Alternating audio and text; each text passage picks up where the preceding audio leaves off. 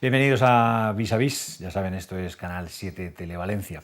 En Vis a Vis siempre tenemos personajes de interés y de actualidad y hoy no podía ser menos. Hoy tenemos con nosotros a un diseñador valenciano, Chimo Roca, que lleva ya muchos años trabajando en esto y al que le damos la bienvenida y las gracias por estar con nosotros. Bienvenido, Chimo, y muchas gracias Gracias a por estar vosotros con por nosotros. contar conmigo. Lo primero que te voy a preguntar es ¿por qué te decidiste ser diseñador? Porque eso no es una cosa que uno tome una decisión de buenas a primera y le diga a su padre, oye, voy a ser diseñador. Pues bueno, es muy fácil de explicar. O sea, tradición familiar, mi bisabuelo él era ebanista, o sea que ya de por sí era diseñador porque diseñaba los muebles que producía. Mi abuelo no quiso seguir la profesión de ebanista y se hizo carpintero, manteniendo la misma estructura del taller. Y luego mi madre continuó y en este momento pues es mi hermano porque yo ya me salí de lo que era la empresa familiar, pero digamos llevo mucho serrín tragado en el taller de mis O padres. sea, que has estado muy unido al mundo del mueble Sí, siempre. inicialmente De sí. ahí es de donde mamas tú el deseo de Sí, diseñar. el deseo, pues desde muy pequeño he estado jugando con las maderas que sobraban del desecho de la carpintería y yo me hacía mis muebles y me hacía mis historietas y el serrador, me acuerdo, Enrique, que me hacía, digamos, me cortaba lo que yo le decía, que lo marcaba con lápiz. Estoy hablando de 8, 9, 10 años. O sea que... Entonces tú le dijiste un día a tu padre que querías ser diseñador y ¿qué estudiaste? Porque me imagino que los padres, como siempre, entienden que quieren lo mejor para sus hijos y quieren que estudien carreras que ellos suponen en las que van a alcanzar profesionalmente determinadas cotas y van a ganar dinero, ¿no? Me estoy riendo porque la expresión fue ¿di qué? O sea, pero era normal, o sea, era una profesión totalmente joven. De hecho, si no recuerdo mal, la primera promoción que salió de la antigua Escuela de Artes Aplicadas y Oficios Artísticos fue en el año 76 y yo soy de la promoción del 80, o sea que realmente ha sido una... Fui pionero, digamos, en lo que era tener el título como diseñador industrial, que en aquel momento no existía, cuando inicié incluso.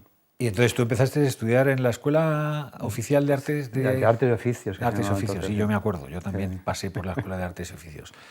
Y decidiste que cuando empezaste ya sabías que tenías claro qué querías hacer. Hombre, inicialmente ya te digo que entras un poco en la escuela a expensas de decir, bueno, voy a hacer interiorismo, voy a hacer algo que estaba relacionado con lo que a mí me apetecía hacer. E indiscutiblemente, pues ya estando allí fue, digamos, la creatividad del diseño lo que me atrajo. ¿Te marcan los profesores cuando estudias un oficio tan artístico, un trabajo tan artístico como puede ser el de diseñador? Yo creo que sí, o sea, yo creo que sí que hay por lo menos una directriz que te va guiando, aunque luego yo creo que te vas formando en el día a día, en las empresas en las cuales estás y en un constante aprendizaje diario hasta este momento incluso. ¿El diseñador nace, se hace o las dos cosas? Yo creo que nace y se hace, las dos cosas. O sea, si uno no nace con una creatividad de base, indiscutiblemente, por mucho que fuerces, no llegas a conseguir nada. ¿Tú te imaginas cuando tú empezabas, ahora, después con todo lo que has caminado en el mundo del diseño, en aquel momento pensabas que llegarías a una situación como la actual? La verdad es que nunca había pretendido ni el llegar a ninguna meta, ni tener ninguna meta por delante, pero sí que es cierto que cuando en el año 83 yo entro a formar parte de una gran empresa y a crear el departamento de diseño en el 85, bueno, perdón, al final del 84, aquello me permitió, la empresa era Andrew Wall, y aquello lo que me permitió fue el estar en contacto con diseñadores que en aquel momento eran diseñadores de primera línea, y sí que empecé un poco a tener un aprendizaje. La verdadera escuela mía fue digamos, la proyección que yo veía de estos grandes diseñadores. Te estoy hablando de Jorge Pensi, de Óscar Tusquets, de Josep Lluscar, de Alberto Alievore, etcétera, etcétera, en los cuales yo estuve trabajando en un vis a vis como este programa, en sus estudios y luego en la empresa en la cual estaba. Aquello pues, lo que me permitió fue un bagaje de aprendizaje muy grande, porque de alguna forma lo que ocurría era de que yo veía lo bueno y lo malo que tenía cada uno y extraía lo que me interesaba de ellos. Porque tú acabas tu aprendizaje y me imagino que te encontrarías como en este momento cualquiera de los estudiantes que ha pasado por tus enseñanzas en la universidad, en el CEU, donde das clases. Sí. ¿Y qué veías que podías hacer? Pues mira, te cuento, en aquella época, por las circunstancias X, a los número uno de promoción nos buscaban trabajo. Tuve la suerte de sacar número uno de promoción. Ahora no, ¿no? No, ahora creo que no. Y entré a empecé a trabajar en una empresa que se llamaba Folqués, bueno, se llama Folqués, que se dedicaba a hacer zapatito de bebé. Y la verdad es que en aquella época incluso coincidí como diseñador con ¿cómo se llama? Con Daniel Nebot. Y fue muy gratificante aquella época. Lo único que ocurre es que el mundo del calzado, aunque se considera industrial, entra dentro de lo que es el concepto de moda. Entonces, el tema de la moda, eso de cada 6 meses que haya una colección nueva y tal, pues la verdad es que en un año y poco más me quemé un poco de trabajar en la empresa esta, volví otra vez a la escuela a hacer delineación artística y estando en la escuela vinieron de una empresa que se llamaba Andreu y la escuela me volvió a proponer a mí como diseñador para poder trabajar con ellos. Andreu Wall siempre ha sido un referente en el mundo del diseño en Valencia, uno de los pocos referentes. Que lo han hecho bien. Y que, a pesar de los años, siguen estando ahí, ¿no? Sí, sí.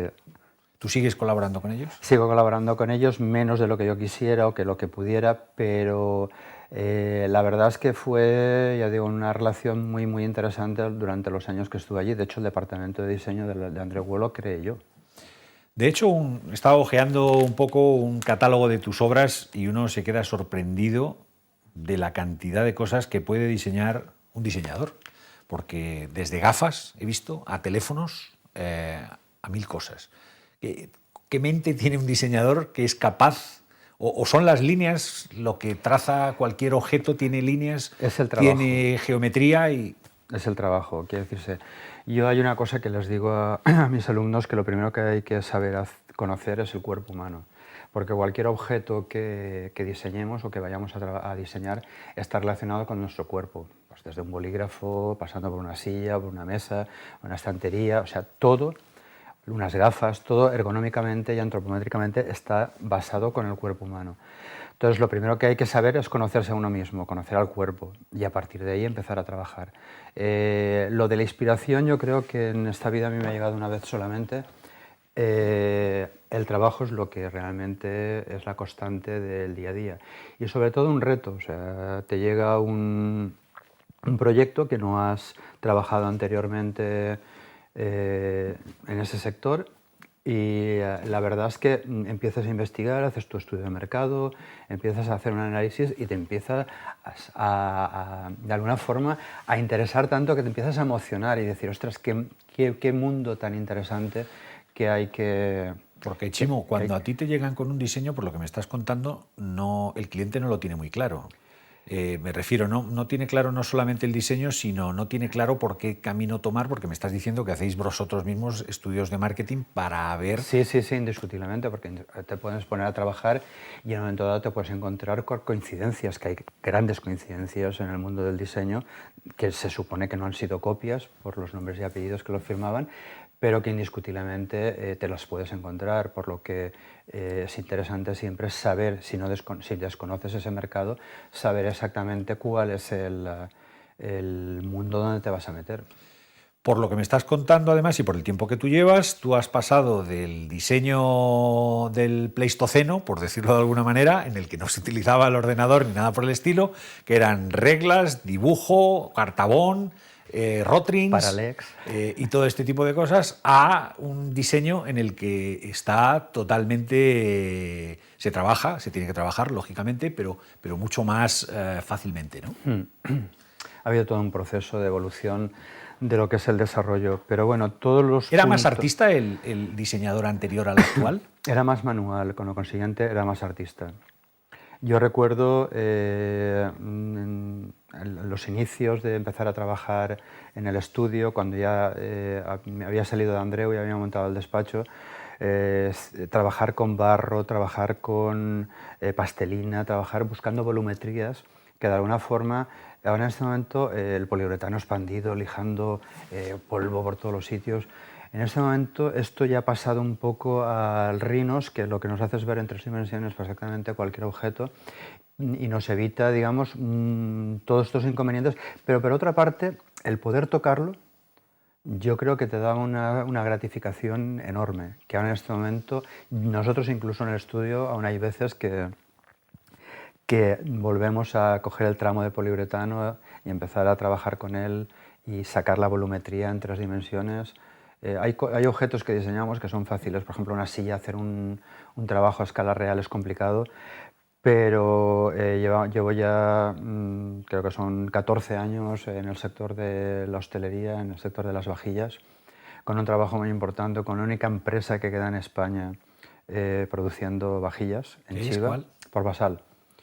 Donde muchas veces los platos y tal es fácilmente el realizarlos con poliuretano, con cualquier material que nos permite ver la volumetría. ¿Cuántos años llevas como despacho propio? En el estudio se montó en marzo del 89. O sea, que ya son, Perdón. que son unos cuantos años. Sí, son unos cuantos años. ¿Qué es lo que más satisfacción te ha dado el trabajar dentro del diseño después de tantos años y lo que muchas veces te has visto obligado porque tus clientes te pedían? A ver, lo que más satisfacción me ha dado, y ahora que estábamos hablando de Por Basal, fue saqué un producto, bueno, también lo más difícil, porque te encargan una vajilla con un plato, o sea, que diseñas un plato redondo, y dices, bueno, ¿qué puedo aportar yo en un plato redondo y en blanco? O sea, pues bueno, sacamos una vajilla, fue la Malvarrosa, se lanzó en el año 2002 en Hostelco, y la verdad es que se cogió muy fácilmente al mercado, se empezó a vender muy bien, y al año o año y pico de haber sacado la vajilla Malvarrosa, el gerente me dijo, dice, Chimo, gracias a la vajilla hemos salvado el año. Entonces, claro, eso es lo que más te puede gratificar, o sea, ser lo más gratificante que te pueden decir. O sea, y de lo que más orgulloso te puedes sentir, que es el resultado de que un diseño se pueda vender y pueda funcionar en el mercado. Ahora, más recientemente, hace 3 meses, o 2 meses ahora, estuve en Valdolladene, que es un pueblo de la provincia de Treviso, en el norte de Italia, que estoy trabajando allí con 3 empresas, y en una de ellas sacamos hace 4 años una silla, que es la silla Mariquita, y estando allí me notificaron que salía en la expedición la silla 100.000 unidades. Madre mía. O sea, que eso también te gratifica, o sea, y le gratifica al cliente porque, bueno, de hecho tenemos ahora varios encargos de la empresa esta y este año pasado se lanzó otro modelo, o sea, que estamos funcionando. ¿Qué es lo que más te ha costado? Lo que más me ha costado... ¿Qué has tenido que hacer por cuestión imperiosa del cliente? Yo creo que ha sido más una situación de decir, hay que hacerlo y no voy a especificarte, pues porque en un momento dado la situación económica te lo exige, y dices, tengo una gente trabajando en el estudio, hay que facturar y de alguna forma pues tienes que hacer cosas que a lo mejor no las hubieras hecho en otras circunstancias. ¿Está reconocido el diseño por la gente o ahora con esto de los mercadillos chinos y todo a 100 y todo esto está devaluado? Bueno, ¿O hay gente pató? Hay gente para todo, pero indiscutiblemente hay un tema de que cada vez las empresas son más conscientes de que el valor añadido que tiene el diseño es lo que les hace diferenciarse del mercado.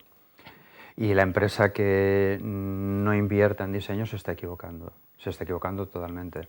Yo viví, digamos, la expansión en los inicios, bueno, en los inicios no, pero digamos cuando fue más fuerte del mercado chino. Estuve trabajando con 2 empresas en China y la verdad es que después de haber pasado de esto, que fue desde el 2002 hasta el 2004, te das cuenta de que aquello fue un boom tan sumamente grande y tan sumamente desproporcionado que lo único que hizo fue romper mercados, pero no solamente en el mercado nacional, sino en todo el mundo, y que ahora está volviendo todo a su cauce Digamos, ya los precios no son los que eran, los márgenes no son los que eran, y entonces por lo menos todo está llegándose a un punto más equilibrado.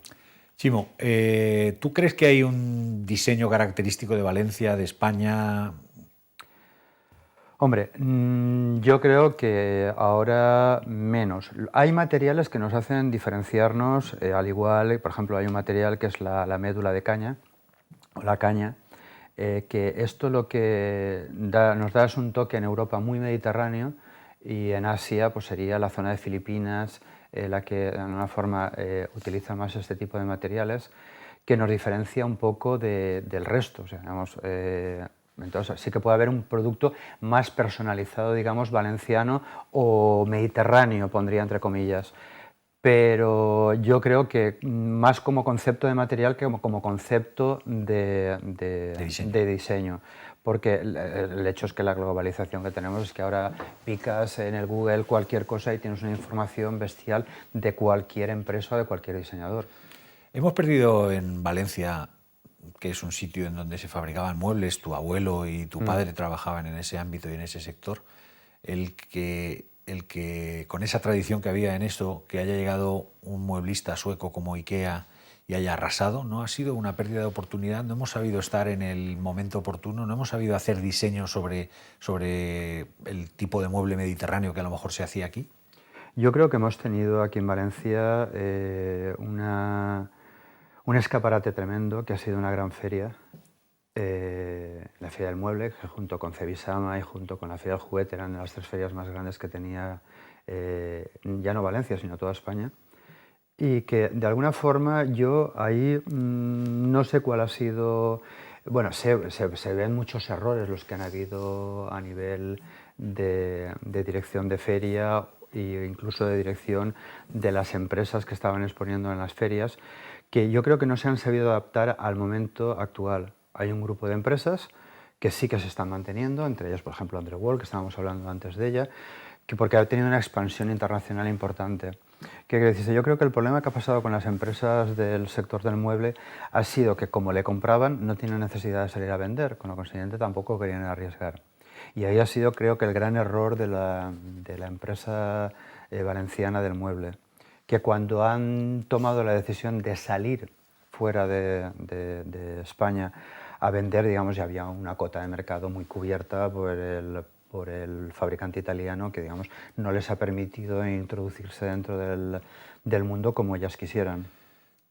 ¿Tú crees que en España, estábamos hablando antes de que hay que diferenciarse en algo, España en estos últimos años ha descuidado probablemente el diseño, ha descuidado a lo mejor el I+D en determinado tipo de cosas? ¿Crees que estamos o los empresarios están de nuevo volviendo? No todos, lógicamente no se puede generalizar. Pero la verdad es que no hay muchas empresas en España, desgraciadamente, que estuvieran internacionalizadas y ahora sí que están en ese. Y la única manera de internacionalizarse es con diseño y con I+D. Yo creo que no se ha descuidado el diseño, ¿eh? ¿No? No. Lo único que ocurre es que, por circunstancias de la economía de este país en los últimos años, sí que ha habido, digamos, una falta de inversión, digamos, en lo que se debería de haber hecho con el diseño. O sea, yo creo que al margen de la crisis que hemos podido pasar, sí que se tenía que haber, de alguna forma, subvencionado a las empresas para que hubieran investigado más en investigación y desarrollo y hubieran tenido una ayuda a nivel estatal y a nivel administrativo, para que de alguna forma las empresas que estaban preparadas para estar exportando, que son las que se han quedado bajo mínimos y que ahora en este momento parece que estén otra vez remontando, hubieran podido no haber pegado el bajón que pegaron en su momento. Tú das clases en el CEU, Sí. y tienes ocasión de ver a un montón de alumnos todos los años. ¿Cuál es el nivel de los estudiantes? A ver, yo me siento orgulloso, no, orgullosísimo de haber participado en la formación de muchísimos diseñadores que en este momento están en primera línea internacional, y que de alguna forma son el futuro del diseño ya no de la Comunidad Valenciana, ni de Valencia, sino de España. O sea, tenemos gente muy, muy buena trabajando por Europa y por América, que han salido de Valencia, del CEU San Pablo. Nos pasa a lo mejor mucho como con los músicos que salen de las bandas españolas y pueblan montones de orquestas de toda Europa y del mundo, ¿no? Exactamente igual. Sí. Así ¿Tú crees es. que tenemos especial sensibilidad o tienen especial sensibilidad en Valencia para determinado tipo de cosas? Y a lo mejor el diseño... Yo creo que sí, o sea, digamos, Porque siempre es hemos una hablado... tradición artesana y aquí las Sí, fallas... lo que pasa es que el tema no es tan decir, bueno, valenciano, creativo, tal, no. Pero yo creo que es una sensibilidad del Mediterráneo, digamos. O sea, somos frescos, tenemos unas ventajas. O sea, yo he estado este fin de semana en Madrid y analizo, es decir, o sea, es que echas en menos el clima, echas en menos muchísimas cosas que tenemos aquí. Y esto sí que creo que influye de alguna forma en la forma de trabajar del diseño. Tú hablas del mundo globalizado, tú eres un estudio globalizado porque trabajas para montones de países y Sí. no tienes ni el más mínimo problema cuando les presentas cualquier proyecto por la visión que tú tienes, me imagino que global. Se busca siempre el aportar lo máximo dentro de la mínima expresión. No sé si me he explicado bien. Quiere decirse, intentamos hacer un estudio siempre del proyecto que vamos a presentar para que el cliente de alguna forma invierta lo mínimo posible y de alguna forma que sea lo más coherente a la hora de salir al mercado y poderse vender rápidamente. Porque al fin de cuentas hay una cosa que hay que saber diferenciar muy bien de lo que es el diseño industrial de lo que es el diseño artístico. O sea, todo el mundo nos gusta hacer diseño conceptual, etcétera, etcétera, pero luego el diseño industrial tiene unas connotaciones que te van marcando mucho la responsabilidad que tienes con esa empresa, porque esa empresa está haciendo un esfuerzo económico contratándote a ti, contratando y haciendo inversión a lo mejor en moldes y demás, y claro, ahí tienes que arriesgar lo justo, no puedes arriesgar mucho porque te puedes encontrar en la situación de que después de una gran inversión que no se comercialice, o sea, que no se comercialice bien el producto y que no se venda lo que se debería de vender. Claro. Un diseñador, me imagino, tiene algo de obsesivo compulsivo. ¿A qué me refiero? Cuando tú vas paseando por la calle, vas mirando una mesa, una silla, un tenedor, un mupi, ¿tienes esa...? Sí, ¿Sí? o sea, la tengo ya desde muchos años y estabas haciéndome la pregunta y me acordé de estaba yo, pues al principio estaba trabajando en Andreu, que estaba por una calle de Valencia, iba en el coche y pasando por un escaparate veo una silla mía en el escaparate. Era de las primeras piezas que había diseñado, que se estaba comercializando, y nada, se pone el semáforo en verde, arranca el coche delante, frena en seco, yo no freno y me subí el coche de delante encima. O sea, digamos, sí que es una obsesión la que tienes de alguna forma, que estás siempre observando, viendo, analizando. Y ya cuando llegas a una amplitud de sectores, porque cuando estás en el mueble solamente miras el mueble, pero cuando ya llegas a otros apartados ya es obsesivo, digamos, ya es el tema de coger una cosa y ir analizándola. Coges un plato, el vicio que tenemos todos los que estamos en el sector de la hostelería es darle la vuelta al plato para ver cuál es el fabricante, para ver... Y ese es un tema que... Te voy a preguntar, aprovechando que te tenemos, para ti, ¿cuál es la ciudad en donde encuentras más diseño? Ya sé que eso es difícil porque una ciudad es grande. En este momento la ciudad que más diseño está aportando, para mí, es Berlín. Berlín es una ciudad que es muy nueva, o sea, por las circunstancias que todos sabemos, con lo consiguiente en arquitectura, en diseño, hay una evolución muy, muy grande. Y luego para mí Londres también es una ciudad, Milán. Es que cada ciudad tiene una connotación totalmente diferenciada con el diseño. Y un rincón de cualquier sitio, que hayas dicho, estoy aquí, madre mía, lo que soy capaz de percibir.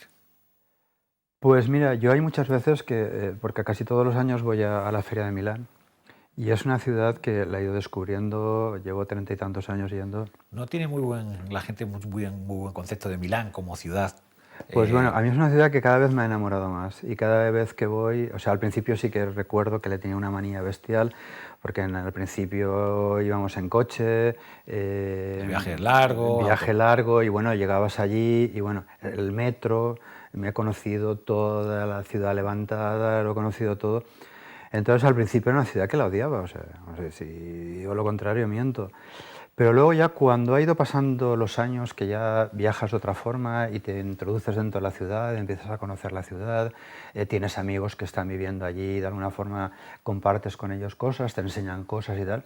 La verdad es que es una ciudad que a mí me gusta mucho, Milán. Y ahí sí hay un rincón que está muy cerca de la Scala, que hay un barecillo que te sientas en la acera y que hay veces que me quedo allí mirando porque justamente están unos grandes almacenes, que es la Renaissance que está enfrente, y que tiene unas pantallas de luz de LED que no te dicen nada, pero bueno, aquello de alguna forma me deja a mí totalmente noqueado, me siento allí, me tomo mi cerveza y tranquilamente pasando el tiempo. Totalmente.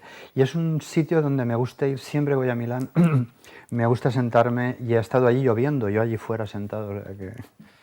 Estamos terminando nuestro tiempo y siempre acabamos con la música que nos indica nuestro invitado.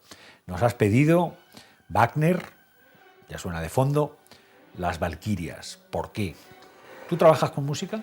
Sí, suelo trabajar con música y muchas veces es la ópera la que me pongo de música de fondo y cada vez menos porque por circunstancias siempre el estudio son de 2 plantas y entonces subes, bajas y tal, pero sí que la ópera la descubrí hace muchos años en la Arena de Verona, me enganchó y cuando tuve la oportunidad aquí en Valencia que se abrió el Palau de les Arts, me aboné y la verdad es que disfruto con ella. O sea, es un espectáculo. ¿Te gusta más la ópera italiana porque has pedido Wagner, que es alemán? Sí, a ver, yo Wagner no lo conocía hasta que empecé a ver todas las óperas wagnerianas que se hicieron aquí en Valencia. Lo conocía, no representado, sí que de oídas. Y la verdad es que me sorprendió muchísimo. Son óperas que pueden durarte 6 horas y acabar la ópera y decir, ostras, ya se ha acabado, o sea, me quedaría un rato más. O sea, pues eso es lo que ocurre muchas veces cuando estamos trabajando en el estudio, que pasan las horas y dices, ostras, si son las tantas de la madrugada, pues bueno, es lo que ocurre. Cuando uno trabaja en cosas que le gustan, exacto, nunca miras el reloj y no sabes qué hora es. Oye, Chimo, ha sido un placer el tenerte con nosotros aquí en Vis a Vis. Y es un placer el saber que tenemos diseñadores de tu nivel internacional aquí viviendo en nuestra ciudad, del que podemos degustar muchas de las cosas que él ha diseñado en muchas de estas tiendas de la ciudad o en restaurantes, ¿no? Muy bien, muchísimas gracias a vosotros por contar conmigo y estoy a vuestra disposición. Y muchas gracias a todos ustedes, como siempre, por acompañarnos en Canal 7 Televalencia en Vis a Vis. Hasta muy pronto.